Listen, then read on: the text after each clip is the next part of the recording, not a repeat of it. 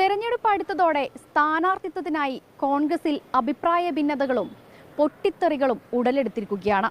അതുപോലെ 2015 ward committee അംഗത്തിൽ പേരുൾപ്പെട്ടിട്ടും seat നിഷേധിക്കപ്പെട്ട ഒരാളാണ് സക്കറിയ പള്ളിക്കണ്ടി. അദ്ദേഹത്തിനും ഇത്തവണയും അതുപോലെ തന്നെ പ്രധാനപ്പെട്ട ഒരു കാര്യം തന്നെയാണ് വെളിപ്പെടുത്താനുള്ളത്. ചേട്ടാ, എന്താണ് തോന്നുന്നത്? ഇത്തവണ മത്സരിക്കാൻ സീറ്റ് ലഭിക്കുമോ? ബഹുമാനപ്പെട്ട DCC പ്രസിഡന്റും കോൺഗ്രസിൻ്റെ സമുന്നതരായ നേതാക്കന്മാരോടും ഈ മീഞ്ചന്ത സീറ്റിൽ മത്സരിക്കണമെന്ന് അറിയിച്ചിട്ടുണ്ട്. അപ്പോൾ ആ മീഞ്ചന്ത വാർഡിൽ മത്സരിക്കണമെന്ന് ഞാൻ നേതൃത്വത്തെ അറിയിച്ചിട്ടുണ്ട്. അതുപോലെ തന്നെ ഡിവിഷൻ കമ്മിറ്റി കൂടുന്നതിന് മുമ്പ് ഡിവിഷൻ പ്രസിഡന്റിന് രേഖാമൂലം കത്ത് കൊടുത്തിട്ടുണ്ട്. ഈ തിരഞ്ഞെടുപ്പ് കമ്മിറ്റിനെ ഈ വിവരം അറിയിക്കണമെന്നും എൻ്റെ കത്ത് ഫോർവേഡ് ചെയ്യണമെന്ന് ഞാൻ അവരെ അറിയിച്ചിട്ടുണ്ട്.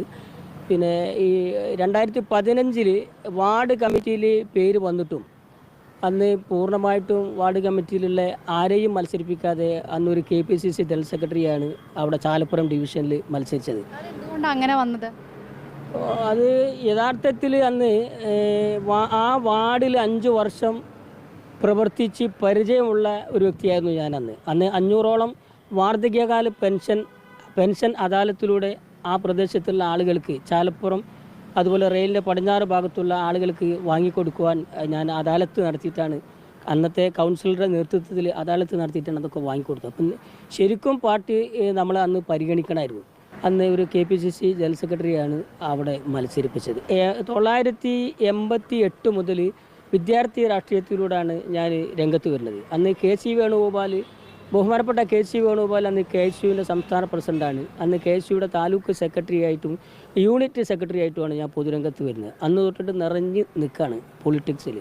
2025 സീറ്റ് നിഷേധിച്ചാൽ 2030 ഇനി ഒരു ഇലക്ഷൻ വരിക. ആ 2030 ഇലക്ഷൻ വരുന്ന സമയത്ത് അവിടെ വനിതാ സംവരണമാണ് ഉണ്ടാവുക. അപ്പോൾ ഈ വനിതാ സംവരണത്തിൽ പിന്നെ നമുക്ക് സീറ്റ് ഒരിക്കലും നമുക്ക് ചോദിക്കാൻ പറ്റാത്ത സിറ്റുവേഷൻ വരും.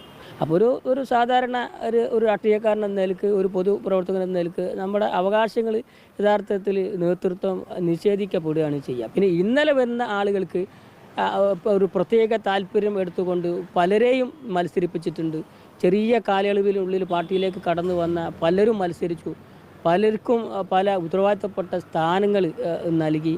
ചാലപ്പുറം ഡിവിഷൻ, കോൺഗ്രസിൻ്റെ ഈറ്റിലായ ചാലപ്പുറം ഡിവിഷൻ, കേരള പ്രദേശ് കോൺഗ്രസ് കമ്മിറ്റിയുടെ ഓഫീസ് നിലനിന്ന ഒരു പ്രദേശമാണ് ചാലപ്പുറം ഒരു കോൺഗ്രസ് കൾച്ചറുള്ള ഒരു പ്രദേശമാണ്.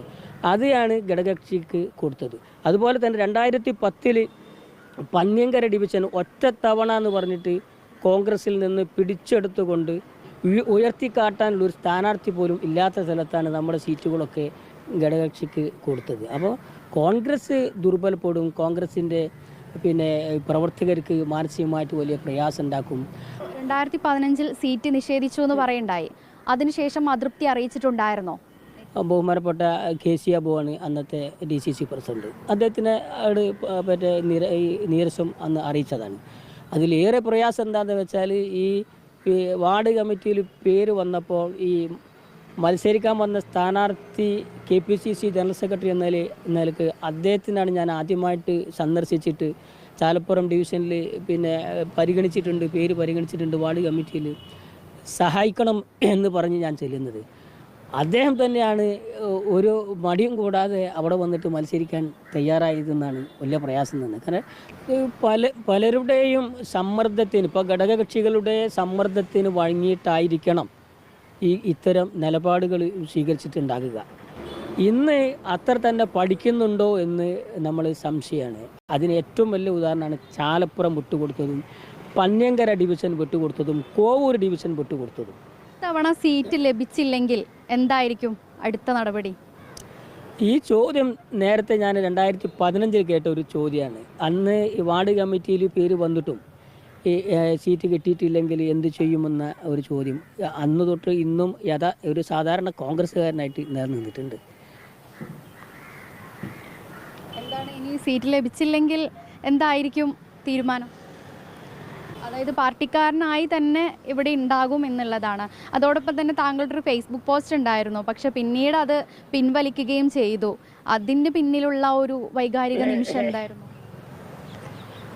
ഞാൻ ആ ഒരു പോസ്റ്റ് ഇട്ടപ്പോൾ ഒരുപാട് ആളുകൾ എനിക്ക് പിന്നെ അതിനെ എന്നെ അപ്രിഷ്യേറ്റ് ചെയ്തുകൊണ്ട് രംഗത്ത് വന്നിരുന്നു.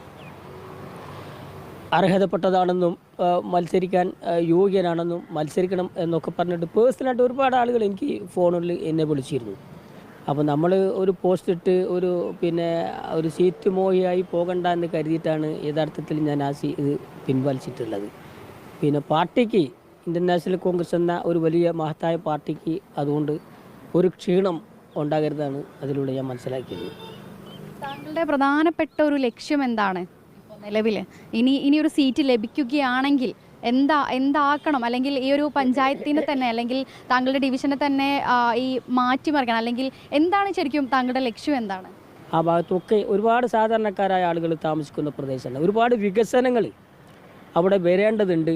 ഒക്കെ വാർഡിൽ കൊണ്ടുവരാൻ സാധിക്കും. ഒരു കൗൺസിലർ പിന്നെ യഥാർത്ഥത്തിൽ രംഗത്ത് വന്നു കഴിഞ്ഞാൽ ഒരുപാട് ഈ നമ്മൾ കാണുന്ന ഒരു കോർപ്പറേഷൻ കൗൺസിൽ പിന്നെ മാത്രം ഒതുങ്ങി നിൽക്കാത്ത പല വികസന പ്രവർത്തനങ്ങളും വാർഡിൽ കൊണ്ടുവരാൻ സാധിക്കുമെന്ന് മനസ്സിലാക്കിയ ആളാണ് ഞാൻ. 2010 കൗൺസിലറായിട്ട് വളരെ അടുത്ത് നിൽക്കുന്ന സമയത്ത് പെൻഷൻ അദാലത്തിലൂടെയാണ് ഞങ്ങൾ അന്ന് 500ഓളം വാർഷികകാല പെൻഷൻ വാങ്ങിക്കൊടുത്തത്. അപ്പോൾ ഒരുപാട് പ്രോജക്റ്റുകൾ കൊണ്ടുവരാൻ സാധിക്കും. ഞാൻ ഒരൊറ്റ കാര്യം ഞാൻ ശ്രദ്ധയിലേക്ക് പെടുത്താണ്. ഒരു കൗൺസിലറുടെ ഇടപെടലാണ് അന്ന്. നമ്മളൊക്കെ യാത്ര ചെയ്യുന്ന പട്ടാമ്പയിൽ നിന്ന് ഒരു കലക്ടേഴ്സ് റോഡ് കണ്ടു റോഡ് ആ റെയിലിൻ്റെ പിന്നെ മറ്റേ സൈഡിൽ കൂടെ പോകുന്നുണ്ട്.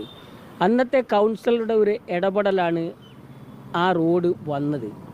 കാരണം ആ കൗൺസിലർ അന്ന് ജില്ലാ കളക്ടർക്ക് ഇൻഫോം ചെയ്തു. അവിടെ ഒരു വർവ റെസിഡൻഷ്യൽ അസോസിയേഷൻ അവരുടെ റിക്വസ്റ്റ് പ്രകാരം മൂവ് ചെയ്തിട്ടാണ് കളക്ടർ അവിടെ വന്നതും അവിടെ പിന്നെ സർക്കാരിൻ്റെ റവന്യൂ ഭൂമി ഉണ്ടെന്ന് മനസ്സിലാക്കിയിട്ട് അത് തിരിച്ചു പിടിച്ച് അവിടെ റോഡാക്കാൻ അന്നത്തെ കൗൺസിലറാണ് അതിൽ ഇടപെട്ടത്. അപ്പോൾ അത്തരം കാര്യങ്ങളൊക്കെ ഒരു കൗൺസിലർ എന്ന നിലയ്ക്ക് ചെയ്യാൻ സാധിക്കും. അത് ചെയ്യാൻ ഉള്ള മനക്കരുത്ത് അല്ലെങ്കിൽ ചെയ്യാനുള്ള ഒരു ശക്തി ആ കൗൺസിലർക്ക് ഉണ്ടാകണം എന്നേ പറയാനുള്ളൂ.